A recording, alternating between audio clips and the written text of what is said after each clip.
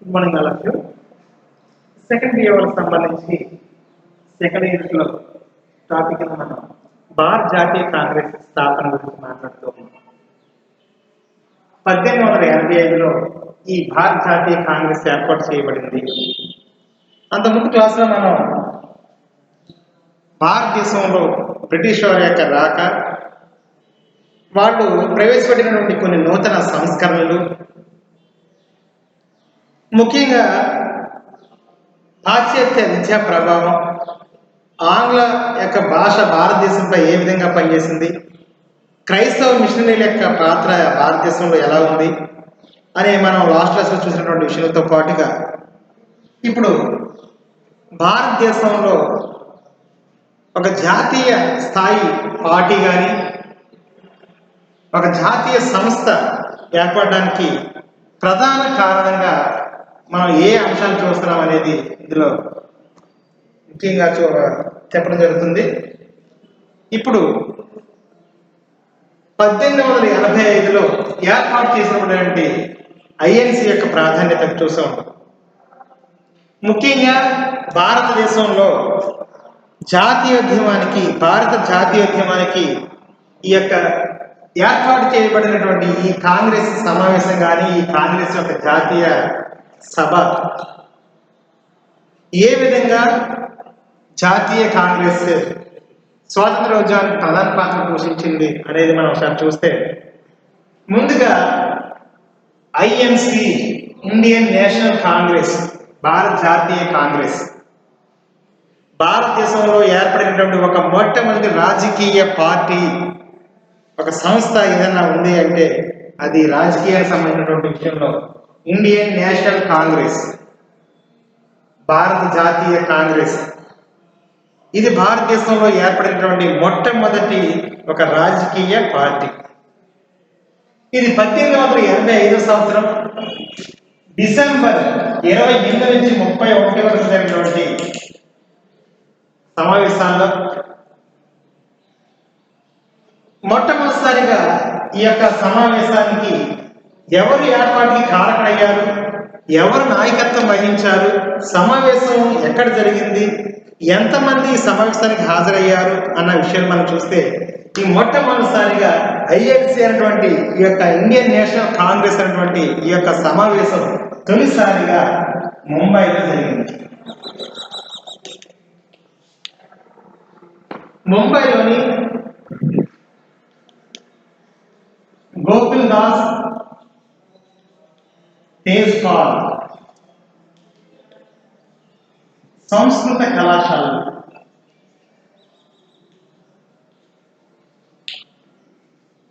1885 సంవత్సరంలో డిసెంబర్ నెలలో ముంబైలోని గోకుల్ దాస్ తేజ్పాల్ సంస్కృత కళాశాలలో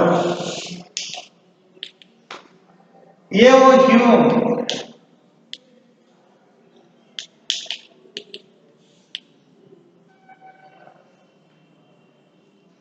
హ్యూమ్ యొక్క నాయకత్వంలో డబ్ల్యూసి బెనర్జీ యొక్క అధ్యక్షతన మొదటి సమావేశం జరిగింది.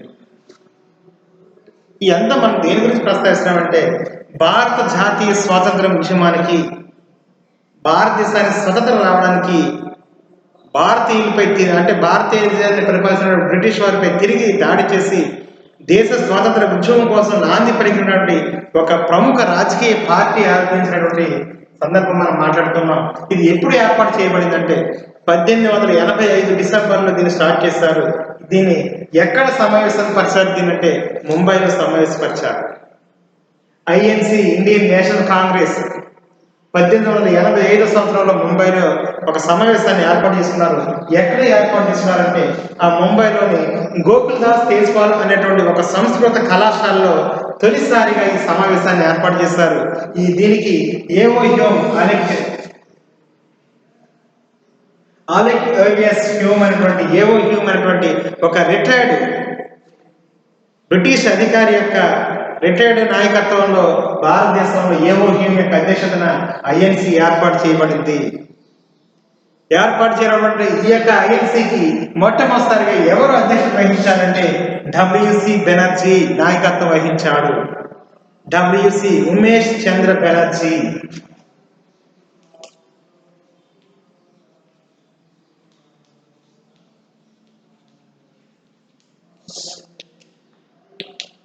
ఈ తొలి సమావేశానికి ఎంతమంది భారతీయులు, కాశ్మీర్ నుంచి కన్యాకుమారి వరకు భారతదేశంలో నుండి ఎంతమంది ప్రముఖులు ఈ సమావేశానికి హాజరయ్యారంటే 72 మంది ప్రముఖులు ఈ సమావేశానికి హాజరయ్యారు. ఇండియన్ నేషనల్ కాంగ్రెస్ గా చెప్పబడుతున్నటువంటి భారత జాతీయ కాంగ్రెస్ కి తొలి సమావేశం ఎక్కడ జరిగిందంటే ముంబైలో జరిగింది. ఏ కళాశాలలో జరిగిందంటే గోకుల్ దాస్ దేశ్పాల్ అనేటువంటి సంస్కృత కళాశాలలో జరిగినటువంటి ఈ యొక్క ఐఎన్సీ యొక్క సమావేశానికి అధ్యక్షత వహించింది ఎవరు అంటే WC Banerjee. WC means Umesh Chandra Banerjee. ఈ యొక్క సమావేశానికి హాజరైనటువంటి 72 మందిలో ఏపీ నుంచి కూడా ఒక 2 ప్రముఖులు హాజరైనటువంటి సందర్భం మనం చూస్తూ ఉన్నాం. దీనికి ఐఎన్సీకి ఎవరు ఏర్పాటు చేశారంటే రిటైర్డ్ ఒక అధికారిగా ఉన్నటువంటి ఒక బ్రిటిష్ రిటైర్డ్ అధికారి అయినటువంటి ఏవైఎం యొక్క నాయకత్వంలో ఐఎన్సీ ఏర్పాటు చేయబడింది అని చెప్తున్నాం. సరే, ఈ ఐఎన్సీ యొక్క ఏర్పాటుకి, ఈ యొక్క ఐఎన్సీ ఏర్పాటు యొక్క సమయంలో ఏ యొక్క సంస్కరణలు కానీ, ఏ మార్పులు కానీ, ఏ యొక్క పరిస్థితులు ఈ యొక్క సమావేశానికి, భారత జాతీయ ఉద్యమానికి దారి తీశాయి అనేవి ఇప్పుడు కొన్ని సంస్కరణల గురించి, కొన్ని మార్పుల గురించి. సరే, మనం ఈ ఐఎన్సీ ఏర్పాటు గురించి మాట్లాడుతూ భారత జాతీయ కాంగ్రెస్ ఏర్పాటు చేయబడడానికి ఆనాటి ప్రజల జాతీయ భావ చైతన్యానికి దారి తీసినటువంటి కొన్ని అంశాలు చూద్దాం. ఆనాటి ఈ యొక్క ప్రజల్లో చైతన్యవంతం చేయడానికి ఈ యొక్క కొన్ని అంశాలు భారత జాతీయ కాంగ్రెస్ స్థాపనకు నాంది పలికినటువంటి సందర్భం చూస్తూ ఉన్నాం. అందులో ముఖ్యంగా ఐఎన్సీ ఏర్పాటు చేయడానికి జాతీయ భావ చైతన్యానికి దారి తీసినటువంటి ఈ యొక్క అంశాలు అంటే ప్రజల్లో ఒక విప్లవ ఉద్యమానికి, ఒక చైతన్యానికి, భావ చైతన్యానికి, జాతీయ ఐక్యతకు దారితీసినటువంటి అంశాల్లో మత సాంఘిక ఉద్యమం. ఆనాడు జరిగినటువంటి కొంతమంది ప్రముఖులు స్టార్ట్ చేసినటువంటి కొన్ని సంఘాలు, ఉద్యమాలు జాతీయ ఉద్యమానికి నాంది పలికినటువంటి విషయం మనం చూస్తూ ఉన్నాం. మత సాంఘిక ఉద్యమంలో భాగంగా ఆంగ్ల పాలన, ఆంగ్ల భాష, ఆంగ్లేయుల పరిపాలన, వాళ్ళు ప్రవేశపెట్టినటువంటి భాష. అదేవిధంగా అంటే భారతీయులు చైతన్యపరచడానికి, భారతీయులు ఏకం కావడానికి అంశాలు, దోహదపడిన అంశాల్లో మరొక ముఖ్యమైన అంశం ఏంటంటే ఆంగ్ల విద్యా విధానం, పాశ్చాత్య విద్యా ప్రభావం. ఎప్పుడైతే ఆంగ్ల విద్యను అభ్యసించామో ఆ ఆంగ్ల విద్య ద్వారా పాశ్చాత్య ప్రభావం అనేది భారతీయులపై పడిందనే విధానం మనం థర్డ్ పాయింట్ కింద చూస్తూ ఉన్నాం. అంతేకాకుండా బ్రిటిష్ సామ్రాజ్యవాదం, బ్రిటిష్ వారి యొక్క సామ్రాజ్యవాదం, వాళ్ళు అనుసరించినటువంటి కఠినతరమైనటువంటి విధానాలు, నిరంకుశ విధానాలు చివరికి భావ చైతన్యానికి దారితీశాయి. అంతేకాకుండా విదేశీ ఉద్యమాల ప్రభావం. ఎప్పుడైతే భారతీయులు తమ భారతదేశాన్ని వదిలిపెట్టి విదేశాలు విద్యను అభ్యసించి ఈ యొక్క జర్మనీ, జపాన్, ఇంగ్లాండ్, ఫ్రాన్స్ దేశాల్లో విద్యను అభ్యసించారో ఆయా దేశాల్లో ఉన్నటువంటి ప్రముఖ అంశాలను వీళ్ళు అధ్యయనం చేశారు. వాటి యొక్క ప్రభావం కూడా ఐఎన్సీ ఏర్పాటు ప్రధాన కారణంగా చెప్పవచ్చు. అంతేకాకుండా చారిత్రక పరిశోధనలు, కొన్ని పరిశోధనలు కూడా ఐఎన్సీ ఏర్పాటు నాయకత్వం వహించినటువంటి సందర్భం చూస్తా ఉన్నాం. బ్రిటిష్ వారి యొక్క జాతి అహంకార విధానం, భారతీయులను వారు ఏ విధంగా హింసకు గురి చేశారు, ఏ విధంగా భారతీయుల హింసకు గురి కాబడినటువంటి అంశాలన్నీ కూడా బ్రిటిష్ వారి జాతి అహంకారానికి దారి తీసినటువంటి సంఘటన మనం చూస్తూ ఉన్నాం. అంతేకాకుండా జాతి విచక్షణ, లిట్టన్ యొక్క సిద్ధాంతాలు. మనం లార్డ్ లిట్టన్ తర్వాత రిప్పన్ వచ్చాడు. రిప్పన్ వేరు, లిట్టన్ వేరు. ఇక్కడ మీరు లిట్టన్ తర్వాత రిప్పన్ వచ్చాడు. లిట్టన్ యొక్క పరిపాలనా కాలంలో భారతదేశంలో జాతి అహంకారానికి నాంది పలికినటువంటి సంఘటన. ఎందుకంటే అతని యొక్క హయాంలో పత్రికల మీద ఆంక్షలు విధించబడ్డాయి. అదేవిధంగా విశ్వవిద్యాలయాల మీద కొన్ని ఆంక్షలు విధించబడ్డాయి. అదేవిధంగా వాళ్ళు విదేశీ ప్రయాణానికి అవకాశం లేకుండా పోయింది. పత్రికలు స్వేచ్ఛ లేదు, స్వేచ్ఛ స్వాతంత్రం లేనటువంటి సందర్భం. పత్రికల మీద కఠినమైనటువంటి ఆంక్షలు విధించబడ్డాయి. ఆ విధంగా ఆనాటి రష్యా ప్రజల్లో ఏ విధంగా అయితే స్వేచ్ఛ స్వతంత్రాలు లేకుండా పత్రికల మీద ఆంక్షలు విధించబడడం, ఈ యొక్క విశ్వవిద్యాలయంపై ఆంక్షలు విధించబడడం, విదేశీ ప్రయాణాలు లేవో అదేవిధంగా జాతి విచక్షణకు లిట్టన్ నాయకత్వం వహించాడు. కానీ లిట్టన్ తర్వాత రాజ్యానికి వచ్చినటువంటి రిప్పన్ హయాంలో ఈ యొక్క పత్రికల మీద ఆంక్షలు తొలగించబడ్డాయి. విశ్వవిద్యాలయం మీద ప్రవేశించినటువంటి ఆంక్షలన్నీ తొలగించబడ్డాయి. విదేశీ ప్రయాణానికి అనుమతులు అనేవి లభించబడ్డాయి కాబట్టి వాళ్ళు భారతదేశాన్ని విడిచిపెట్టి విదేశాలకు విద్యను అభ్యసించినటువంటి సందర్భం మనం ఈ యొక్క జాతి విషయంలో లెట్టన్ తర్వాత వచ్చినటువంటి రెప్పన్ యొక్క పరిపాలన విధానంలో మనం మార్పు గురించి చూస్తూ ఉన్నాం. నెక్స్ట్ మనం చూస్తే వార్తాపత్రికల పాత్ర. నాటి ఐఎన్సీ యొక్క ప్రముఖ పాత్రలో ఐఎన్సీ యొక్క ఏర్పాటులో వార్తాపత్రికలు కూడా కొన్ని ప్రధాన పాత్ర పోసినటువంటి సందర్భం మనం చూస్తూ ఉన్నాం. ముఖ్యంగా ఆధునిక రవాణా సౌకర్యాన్ని కూడా ఐఎన్సీ ఏర్పాటుకు ప్రధాన పాత్ర పోషించాయి. ఏంటి ఈ యొక్క జాతీయ భావ చైతన్యానికి దారి తీసినటువంటి అంశాల్లో మొట్టమొదటిసారిగా మత సాంఘిక ఉద్యమం యొక్క ప్రాధాన్యత చూద్దాం.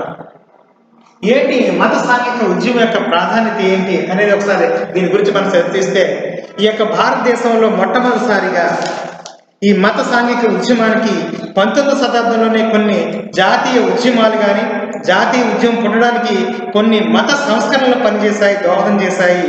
ఆ విధంగా కాంగ్రెస్ స్థాపనకు ఈ యొక్క కొన్ని మత సంస్థలు కొంతమంది ప్రముఖ వ్యక్తుల యొక్క ప్రోత్సాహం అనేది, ఈ యొక్క విధానం అనేది భారత జాతీయ కాంగ్రెస్ ఏర్పాటుకు ప్రధాన పాత్ర పోషించబడిందని చెప్పడానికి ఒక ముఖ్యమైనటువంటి అంశం ఏంటంటే, ఆ రోజుల్లోనే ముఖ్యంగా భారతదేశంలో రాజారాం మోహన్ రాయ్ కానీ దయానంద సరస్వతి గారు అంటే వాళ్ళు స్టార్ట్ చేసినటువంటి సమాజాలు ఏకం చేయడానికి, ఒక జాతీయ సంస్థ బలమైనటువంటి సంస్థ ఏర్పాటు చేయాలంటే దానికి పూర్వమే ముందుగానే భారతదేశంలో కొంతమంది ప్రముఖులు కొన్ని మత ఉద్యమాలకు సాంఘిక యూనిటీ కోసం, మత ఉద్యమాలకు ఏకం చేయడం కోసం కొన్ని సంఘాలు స్టార్ట్ చేశారు. అందులో ప్రముఖంగా రాజారాం మోహన్ రాయ్ అనేటువంటి ఒక వ్యక్తి బ్రహ్మ సమాజాన్ని స్టార్ట్ చేశాడు. ఆర్య సమాజాన్ని దయానంద సరస్వతి అనేటువంటి వ్యక్తి స్టార్ట్ చేశాడు. ప్రార్థనా సమాజాన్ని ఆత్మారాం పాండురంగ ఎన్జి రంగ అనేటువంటి వ్యక్తులు స్టార్ట్ చేశారు. అదేవిధంగా కాంగ్రెస్ ఉద్యమ మూవ్మెంట్లోని దివ్యంజన సమాజాన్ని అనిపి సెంట్ అనేటువంటి ఒక ఐర్లాండ్ వనిత భారతదేశంలో ఒక సంఘాన్ని ఏర్పాటు చేయడం కోసం ఒక ఆనాటి ప్రజల స్థితిగతులను గమనించినటువంటి పర్సన్, స్వాతంత్ర ఉద్యమంలో కూడా పాత్ర పొందినటువంటి వ్యక్తి అనిపి సెంట్ దివ్యజ్ఞాన సమాజాన్ని స్టార్ట్ చేశారు. అదేవిధంగా రామకృష్ణ మిషన్ అనేటువంటి ఒక సంఘాన్ని, ఒక సంస్థను ఏర్పడినటువంటి వ్యక్తి అదేవిధంగా వివేకానంద. ఈ విధంగా భారతదేశంలో అనేక మత సాంఘిక ఉద్యమాలు భారత జాతీయ కాంగ్రెస్ కి ఏర్పాటు చేయడానికి ఒక విధంగా వీరి స్థాపన ప్రధాన కారణమైందని చెప్పవచ్చు. అంటే ఆనాటి మూఢ విశ్వాసాలను వాళ్ళు ఖండించి ఆనాటి మానవుల్లో సాంఘిక చైతన్యం తీసుకొచ్చి, ఒక సాంఘిక చైతన్యం లేనిదే ప్రజల్లోకి సాంఘిక చైతన్యం లేనిదే రాజకీయ చైతన్యం కలగదు అని నమ్మినటువంటి వీళ్ళు మూఢ విశ్వాసాలపై యుద్ధాన్ని ప్రకటించినటువంటి సందర్భంగా మనం చూస్తూ ఉన్నాం. అంటే సాంఘికంగా యూనిటీ లేనిదే రాజకీయంగా మనం ఏకం కాలేము. రాజకీయంగా ఏకం కావాలంటే సాంఘికంగా మనం కలవాలి. అందువల్ల మనం కలవడం వల్ల, యూనిటీగా ఉండడం వల్ల మనం రాజకీయ ఐక్యతను సంపాదించుకునే అవకాశం కలుగుతుందని ఊహించినటువంటి ఆనాటి మత సాంఘిక ఉద్యమకారులు, ఉద్యమకర్తలు ఏం చేశారంటే సాంఘికంగా యూనిటీగా ఉండడం వల్ల, ఉద్యమం తీసుకురావడం వల్ల రాజకీయ ఐక్యతను సాధించడానికి ప్రధాన కారణంగా వాళ్ళు మూఢ విశ్వాసాలపై యుద్ధం ప్రకటించినటువంటి సందర్భం మనం చూస్తాం. ఆ విధానాన్ని చివరికి భారత జాతీయ ఏక చేయడం, ఒక జాతీయ పార్టీ ఆవిర్భించడానికి ప్రధాన కారణంగా మనం చెప్తూ ఉన్నాం. నెక్స్ట్ ఆంగ్ల పాలన, ఆంగ్ల భాష. ఆంగ్ల పాలన, ఆంగ్ల భాష. భారతదేశంలో ఈ యొక్క ఆంగ్లేయులు ఒక ప్రభుత్వం, ఆంగ్లేయులు ఒకే ప్రభుత్వాన్ని, ఒకే విధమైనటువంటి ఆంగ్ల విధానాన్ని, అదే విధమైన ఒకే విధమైనటువంటి ఆంగ్ల భాషను ఎప్పుడైతే స్టార్ట్ చేశారో ప్రభుత్వ విధానం అంటే ఆంగ్లేయులు, బ్రిటిష్ దేశంలో బ్రిటిష్ వారు ఆంగ్లేయులు ఆంగ్ల భాషను, ఈ యొక్క ఆంగ్ల ప్రభుత్వాన్ని ఒక విధానాన్ని రూపుదిద్ది ఆంగ్ల భాషను ఎప్పుడైతే ప్రవేశపెట్టారో ఆంగ్ల భాషలోనే చట్టాలు రూపొందించడం, ఆంగ్ల భాష విధానానికి వ్యాప్తి కోసం కృషి చేయడం, ఆంగ్ల భాష వ్యాప్తి కోసం నిరంతరం ఇలా శ్రమించడం ఎప్పుడైతే జరిగిందో భారతదేశంలో ఈ యొక్క తేలిగ్గా ఆ యొక్క ప్రభుత్వ విధానాలని ప్రజలు అవగాహన చేసుకోవడానికి అవకాశం కలిగింది. ఎందుకంటే కాశ్మీర్ నుంచి కన్యాకుమారి వరకు బ్రిటిష్ వారి యొక్క పరిపాలన కాలంలో భారతదేశం అంతా కూడా ఒకే ఆంగ్ల భాష ప్రవేశపెట్టడం వల్ల, ప్రాంతీయ భాషల్లో ఉండడం వల్ల వాళ్ళకి సరైన అవగాహన లేకపోవడం, ఒక రాష్ట్రంలో ఒక భాష మాట్లాడితే మరో రాష్ట్రంలో మరో భాష మాట్లాడతారు. కాశ్మీర్ నుంచి కన్యాకుమారి వరకు ఆయా రాష్ట్రాల్లో ఆయా ప్రాంతీయ భాషలు మాట్లాడుతుండడం వల్ల ఒక రాష్ట్రంలో మాట్లాడే భాష వేరే రాష్ట్రం వారి యొక్క భాషకు సంబంధం లేదు. అందువల్ల ఉద్యమం యొక్క వెనకబడిపోవడానికి భారతదేశం బ్రిటిష్ వారు చాకచక్యంగా ఇంచుమించు 200 సంవత్సరాల పైనే భారతదేశాన్ని పరిపాలన చేయడానికి ప్రాంతీయ భాషలు కూడా ఒక సమస్యగా మనం చెప్పవచ్చు. కానీ ఆంగ్ల భాష ప్రజలు యూనిటీ చేసింది. ఆ కాశ్మీర్ నుంచి కన్యాకుమారి వరకు ఉన్నటువంటి ప్రజల్లో బ్రిటిష్ వారు ప్రవేశపెట్టినటువంటి ఆంగ్ల భాష వల్ల, ఆంగ్ల భాషలోని చట్టాలు తయారు చేయడం వల్ల ఆంగ్ల భాషను అధ్యయనం చేయాల్సినటువంటి ప్రాధాన్యత ఉందని ఆనాటి ప్రముఖ వ్యక్తులుగా ఉన్నటువంటి రాజారాం మోహన్ గారు, అది ఉన్న లార్డ్ మెకాలే, విలియం బెంటిక్ హయాంలో భారతదేశంలో ఆంగ్ల భాష ప్రవేశపెట్టబడింది. తద్వారా ఆంగ్ల భాషలో ఎప్పుడైతే చట్టాలు రూపొందించడం జరిగిందో, ఆ రాజభాషగా ఎప్పుడైతే ఆంగ్ల భాష విద్యావంతులు అంటే విద్యా సంస్థల్లో కూడా ఆంగ్ల భాషను బోధనా భాషగా చేర్చేశారు. అంటే విద్యా సంస్థల్లో కూడా ఆంగ్ల భాషను బోధించే విధానంగా బోధనా భాషగా ఆంగ్ల భాషను మార్చేశారు విద్యా సంస్థల్లో. అదేవిధంగా ఆంగ్ల భాషను రాజభాషగా చట్టాలు రూపొందించడం జరిగింది. ఇక అన్నీ కూడా ఆంగ్ల భాషలోనే బోధన చేయడం వల్ల ఆంగ్ల భాష చివరికి ప్రభుత్వ కార్యకలాపాలన్నీ కూడా ఆంగ్ల భాషలోనే జరపడం వల్ల అనేక భాషలు మాట్లాడే వారు సైతం ఆంగ్ల భాషను అభ్యసించడం వల్ల వాళ్ళ యొక్క భావాలు, ఒకరి యొక్క భావాలు ఒకరు తేలిక అర్థం చేసుకోవడానికి, అంటే ఇతర ప్రాంతాల ప్రజలు, ఆయా ప్రాంతాల్లో ఉన్నటువంటి ప్రజలు కూడా అందరూ కూడా స్థానిక భాషలతో పాటు ఆంగ్ల భాషను అధ్యయించడం వల్ల అప్పటి వరకు అవగాహన లేనటువంటి మాట్లాడుకోవడం వీలుగా లేనటువంటి అంశాలు సైతం వీళ్ళు స్వేచ్ఛగా తమ యొక్క మనోభావాలను ఒకరి నుంచి ఒకరు అర్థం చేసుకోవడం వల్ల యూనిటీ ఏర్పడడానికి, విప్లవం రావడానికి, బ్రిటిష్ వైపై తిరిగిబాటు చేయడానికి తిరిగి మళ్ళీ అదే ఆంగ్ల భాష భారతీయులకు ఉపయోగపడినటువంటి సందర్భం మనం చూస్తూ ఉన్నాం. నెక్స్ట్ వన్, ఆంగ్ల విద్యా విధానం, పాశ్చాత్య విద్యా ప్రభావం. ఐఎన్సి ఏర్పాటుకి భావ చైతన్యం అంటే భారతీయత, భారత ప్రజల్లో ఒక చైతన్యాన్ని తీసుకురావడానికి ఆంగ్ల విద్యా విధానం, పాశ్చాత్య విద్యా విధానం కూడా ఒక కారణంగా మనం చెప్పవచ్చు. ఏంటంటే ఇంగ్లీష్ భాషను అధ్యయనం చేయడం ద్వారా పాశ్చాత్య విద్యను వ్యాఖ్యానమే కాకుండా మూఢ విశ్వాసాలని ఖండించడానికి ఒక అవకాశం కలుగుతుంది. ఆంగ్ల విద్యా విధానం ద్వారా, ఆంగ్ల విద్యను అభ్యసించడం ద్వారా పాశ్చాత్య విద్యలో ఉన్నటువంటి అంశాలను బాగా అవగాహన చేసుకోవడంతో పాటుగా విజ్ఞాన వ్యాఖ్యానమే కాకుండా మనం ఎప్పుడైతే నిరక్షరాస్యులుగా ఉన్నటువంటి ప్రజలు అక్షరాస్యతను సాధించగలిగారో ఆనాటి మూఢాచారాలను ఖండించడానికి అక్షర జ్ఞానం బాగా ఉపయోగపడుతుంది. కాబట్టి నిరక్షరాస్యులుగా ఉండి మూఢనమ్మకాలకి, ఆనాటి బాల్య వివాహాలకి, ఆచార సాంప్రదాయాలకి, పురాతన ఆచార సాంప్రదాయాలకు కట్టుబడినటువంటి భారతదేశంలో బ్రిటిష్ వారి రాకతో ఆంగ్ల విద్యను అభ్యసించాము, పాశ్చాత్య విజ్ఞానం వైపు అడుగులు వేశాము. తద్వారా ఇవి అన్నింటినీ కూడా మూఢ విశ్వాసాలను ఖండించడానికి ఈ పాశ్చాత్య విజ్ఞానం ఎంతగానో ఉపయోగపడింది అన్నమాట.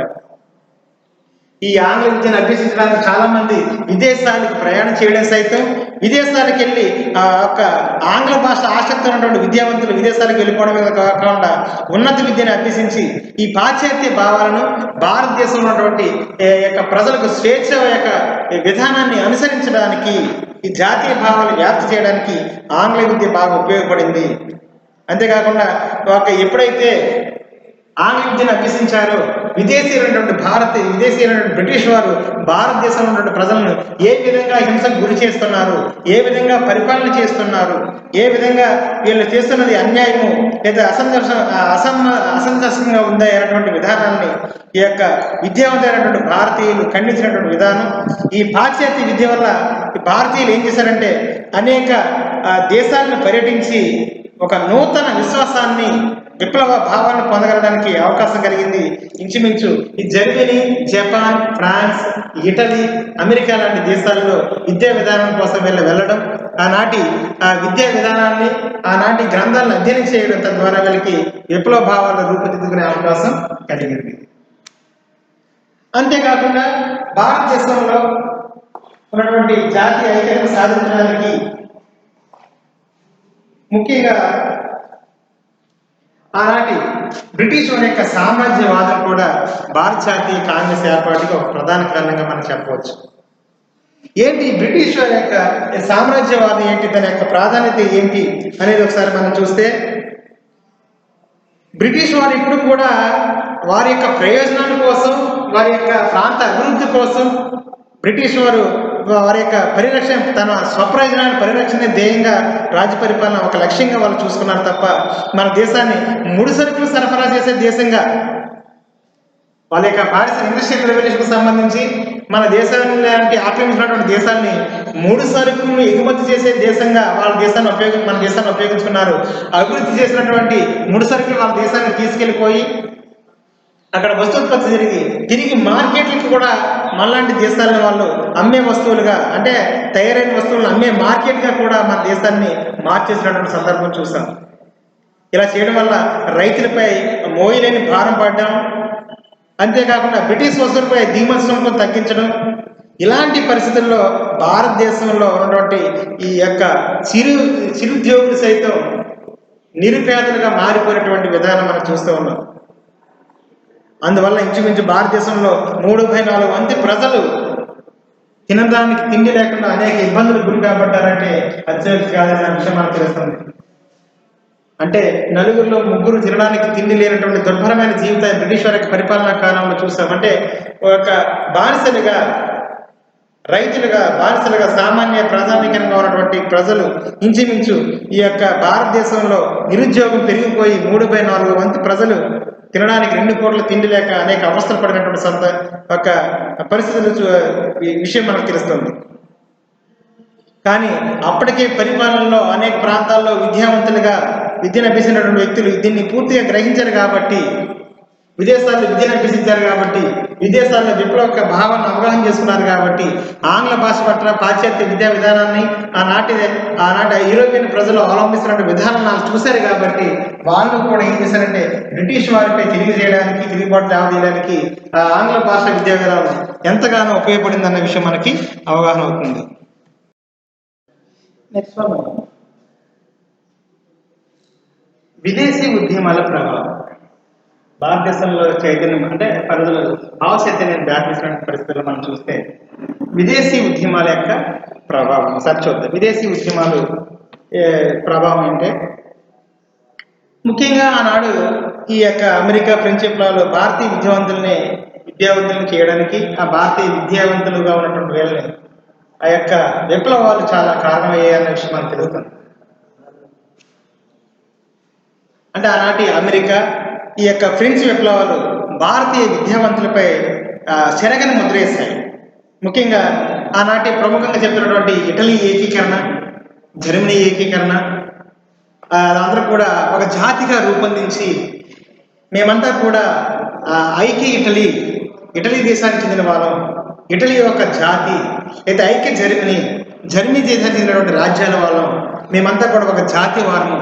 అదేవిధంగా ఆనాటి ఫ్రెంచ్ విప్లవకారులు, అమెరికన్ విప్లవకారులు వీళ్ళందరూ కూడా సాగించినటువంటి ఉద్యమాలు కానీ, జాతి విధానాలు కానీ భారతీయ విద్యావంతులపైన చెరగనని ముద్ర వేసినటువంటి సందర్భం.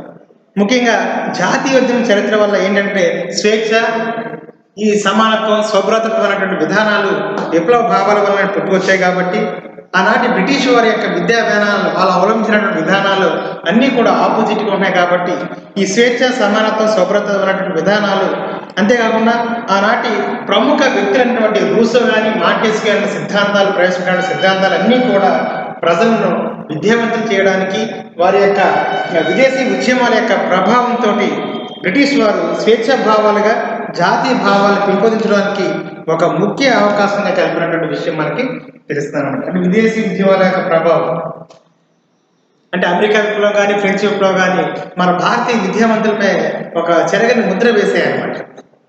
జాతి ఏకీకరణ ఉద్యమాలు, యూరోపియన్స్ యొక్క జాతి ఏకీకరణ ఉద్యమాలు కూడా భారతీయతపై యొక్క విద్యావంతులపై ప్రభావం చూపించాయి. ఒకే భాష, ఒకే జాతి, ఒకే ఆహారపు అలవాట్లు, ఒకే సాంప్రదాయాలను కొనసాగిస్తూ ఒక రాజకీయ ఐక్యతను సాధించడం కోసం ఏ విధంగా అయితే ఇటలీ ఏకీకరణ, జర్మనీ ఏకీకరణ మేమందరం కూడా ఒకటే అని ఒక జాతివారమని ఏ విధంగా అయితే ఉద్బోధ చేయడానికి వాళ్ళు కొన్ని ఉద్యమాలు చేపట్టి చివరికి ఇటలీ ఏకీకరణను సాధించారో, జర్మనీ ఏకీకరణను సాధించారో, ఈ యొక్క ఉద్యమాల యొక్క ప్రభావం చివరికి ఉద్యమాల యొక్క ప్రభావం భారతీయులు బాగా ఆకట్టుకుంది. తద్వారా భారతదేశంలో వీరి యొక్క విదేశీ యొక్క ఉద్యమాల యొక్క ప్రభావం భారతీయ విద్యావేత్తలపై పడింది. వారు కూడా ఆ ఉద్యమాల యొక్క ప్రభావంతో ఏకీకరణ కావడానికి బాగా తోడ్పడినటువంటి సంఘటన మనకి తెలుస్తూ ఉంది.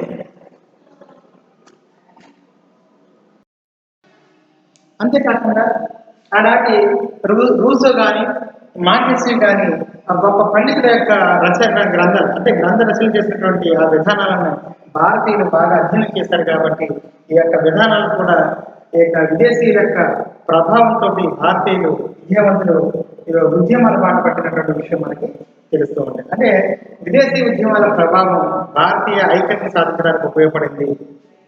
అంతేకాకుండా చారిత్రక పరిశోధనల యొక్క ప్రస్తావన. చారిత్రక ప్రదేశాలు అంటే ముఖ్యంగా ఈ చారిత్రక పరిశోధన వల్ల జాతీయ భావం వృద్ధి చెందడానికి బాగా అభివృద్ధి చెందింది. ఒక కారణమైందని చెప్పవచ్చు.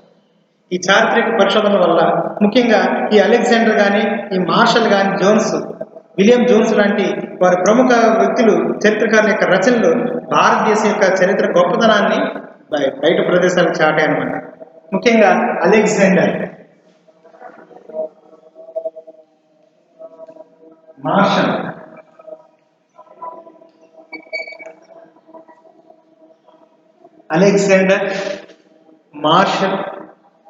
అదేవిధంగా విలియం జోన్స్,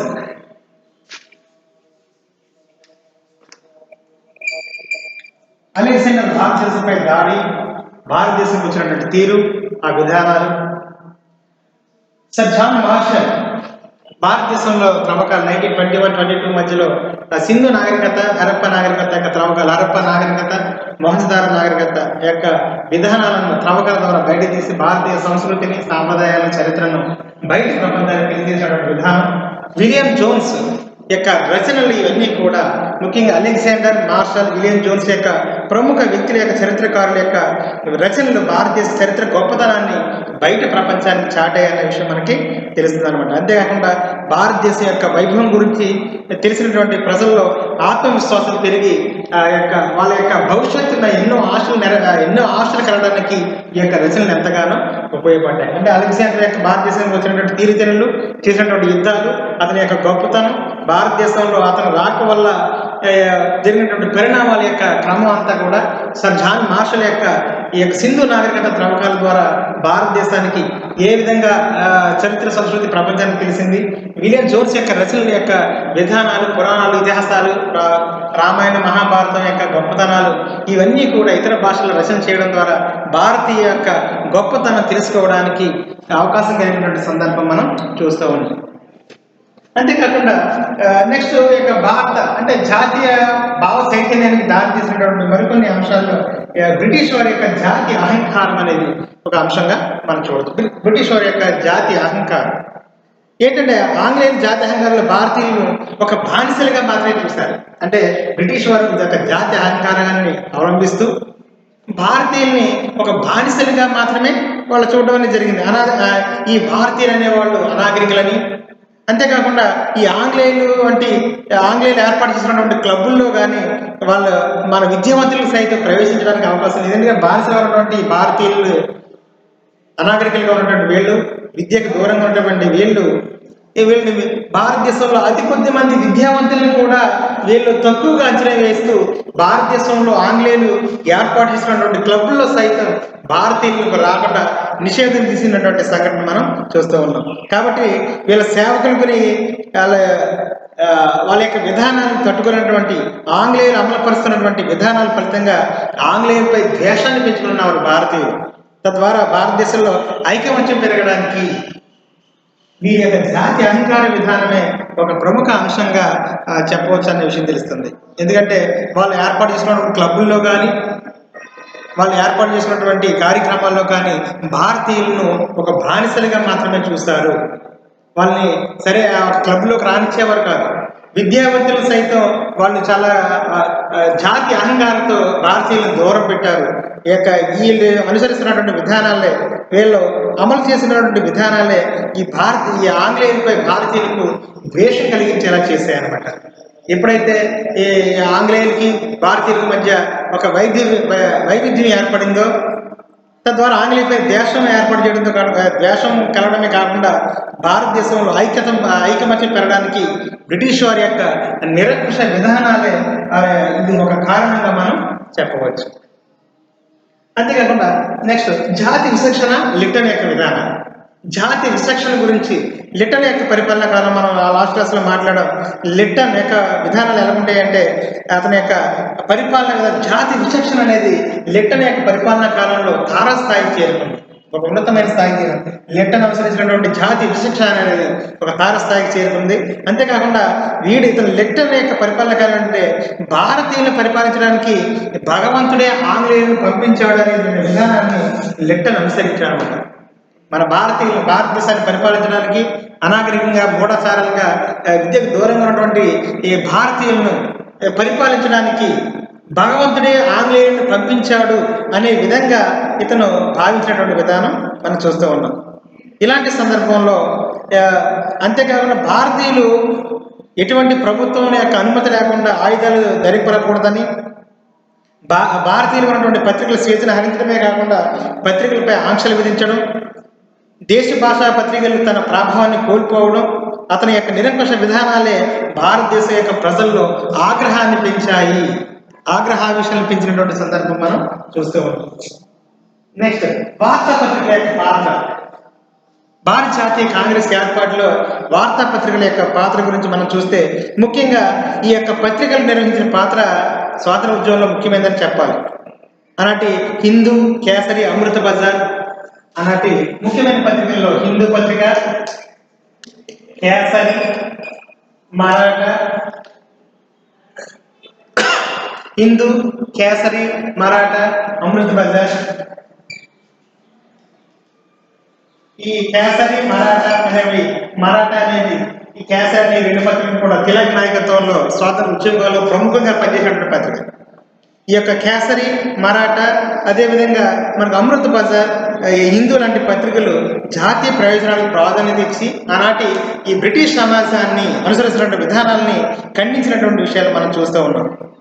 ఎప్పుడైతే ఈ యొక్క భావాలను, బ్రిటిష్ వారి యొక్క విధానాలను, అభిప్రాయాలను, ఈ నాయకుల అభిప్రాయాలను ముద్రణ యంత్రం ద్వారా ఎప్పుడైతే ఈ యొక్క స్వేచ్ఛ పూర్వకంగా పత్రికలు బయట ప్రపంచాన్ని తెలియజేస్తాయో వారందరూ కూడా విద్యావంతులుగా అయినటువంటి వ్యక్తులు ఈ యొక్క కాలంలో జరిగినటువంటి బ్రిటిష్ వారి యొక్క విధానాలను ఖండించడానికి అవకాశం కలిగిన సందర్భం. వార్తాపత్రికలకు కూడా జాతీయ ఐక్యతకు ప్రధాన పాత్ర పోషించినటువంటి సందర్భం మనం చూస్తూ ఉన్నాం. అంతేకాకుండా వార్తాపత్రికలు ఆధునిక రవాణా సౌకర్యాలు, ముఖ్యంగా ఆధునిక రవాణా సౌకర్యాలు, జాతీయ ఉద్యమానికి ఆధునిక రవాణా సౌకర్యాలు ఎంతగానో ఉపయోగపడ్డాయి. జాతీయ ఐక్యతకు ఆ యొక్క రవాణా సౌకర్యాలు ఎంతగానో ఉపయోగపడినటువంటి విధానం మనం చూస్తూ ఉన్నాం. ముఖ్యంగా ఆ రైల్వేలు కానీ, కంచె తప్పాల సౌకర్యాలు కానీ భారతదేశంలో అంతా కూడా కలిపి ఉండడానికి, అంటే యూనిటీగా ఉండడానికి, ఒక ప్రాంతం నుంచి వేరే ప్రాంతానికి త్వరగా ప్రయాణం చేయడానికి, ఆర్థిక సంబంధాలు మెరుగుపరచుకోవడానికి, కలిసి ప్రయాణం చేయడానికి, తమ యొక్క సమస్యలను వ్యక్తీకరణ చేయడానికి, ఈ యొక్క తంతి కార్యకలాపాల ద్వారా తన యొక్క మనోభావాలను ఇతరులకు తెలియజేయడానికి, ఈ రైల్వేలు కలిసి ప్రయాణం చేయడానికి, ఒక చోట నుంచి వేరే చోటకి ప్రయాణం చేయడానికి, దగ్గర చేర్చడానికి, త్వరితగతిన దగ్గరగా చేయడం ఉండడానికి ఈ తంతి తప్పాల రైల్వే సౌకర్యాలు లాంటివి ఈ యొక్క జాతీయ ఐక్యతకి ఎంతగానో ఉపయోగపడ్డాయి. ఆనాటి కార్యక్రమాలు బ్రిటిష్ వారి యొక్క విధానాలను, వారి యొక్క అనుసరిస్తున్నటువంటి నిరంకుశ విధానాలను వీళ్ళు ఈ యొక్క ఉత్తరాల ద్వారా, ఈ తంతి ద్వారా ఒక ప్రాంతం నుండి మరొక ప్రాంతానికి చేరవేసి తన యొక్క మనోభావాలను తెలియజేయడానికి ఈ యొక్క రవాణా సౌకర్యాలు ఎంతగానో ఉపయోగపడ్డాయి. ఇలాంటి ఈ యొక్క భారతీయ భావ చైతన్యానికి 1885లో ఐఎన్సీ ఏర్పాటు చేయడానికి ఈ యొక్క భావ చైతన్యానికి దారితీసిన ఈ అనేక అంశాలు చివరికి ఐఎన్సీ ఏర్పాటుకు ప్రధాన పాత్ర పోషించాయి అన్న విషయం మనకి తెలుస్తుంది. ముఖ్యంగా 1885లో ఇండియన్ నేషనల్ కాంగ్రెస్ ఏర్పాటు చేయడానికి ప్రధాన కారణమైనటువంటి అంశంగా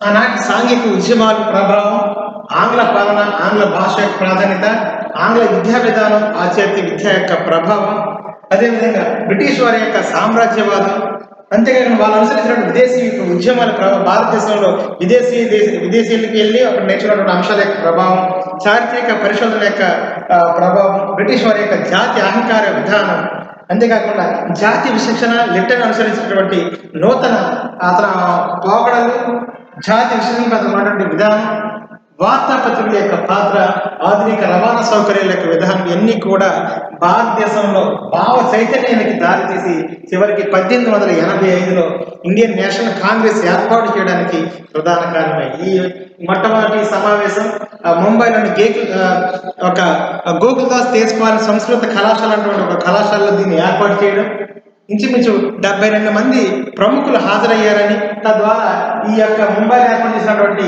ఈ యొక్క ఐఎన్సి సమావేశానికి డబ్ల్యూసి బెనర్జీ యొక్క అధ్యక్షతన ఏర్పడిందని, చివరికి డబ్ల్యూసి బెనర్జీ యొక్క నాయకత్వం ఏర్పడిన ఐఎన్సికి ఏర్పడిన ప్రధాన నాయకుడు కలిగినటువంటి వ్యక్తిగా ఏఓ హ్యూమ్ అనేటువంటి ఒక రిటైర్డ్ బ్రిటిష్ అధికారి యొక్క నాయకత్వంలో ఏర్పడింది. ఈ యొక్క జాతీయ కాంగ్రెస్ తర్వాత కాలంలో అనేక ఉద్యమాలు కొనసాగించి బ్రిటిష్ వారిపై విప్లవాన్ని తీసుకొచ్చి చివరికి అనేక ఉద్యమాల కారణంగా స్వతంత్రం తెచ్చుకోవడానికి ప్రధాన పాత్ర పోసినటువంటి సంఘటన మనం చూస్తూ ఉన్నాం.